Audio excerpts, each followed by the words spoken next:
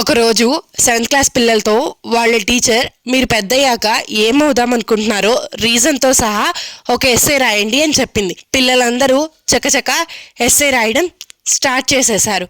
అందరూ బాగా ఇంట్రెస్టింగ్గా రాస్తున్నారు. ఒక పిల్లాడిని పిలిచి ఏం రాసావో తీసుకురా చూస్తాను అనింది.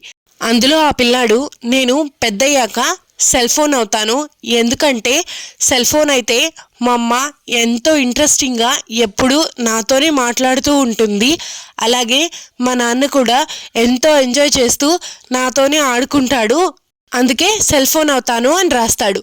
ఆ టీచర్కి నోట మాట రాదు. అలా ఆ కుర్రాడి వైపు జాలిగా చూస్తూ ఉండిపోతుంది. ఇక్కడ మ్యాటర్ ఏంటంటే పిల్లలే కాదు, మనం కూడా ఫోన్ వాడడం తగ్గించి పిల్లలతో కొంతసేపు టైం స్పెండ్ చేయటం, వాళ్ళ స్కూల్ నుంచి రాగానే ఏం జరిగింది అని అడగటం, డాడీలు కూడా పిల్లలతో ఆడుకోవటం, ఇలాంటివి చేసినప్పుడు పిల్లలు కూడా మన మాట వింటారు.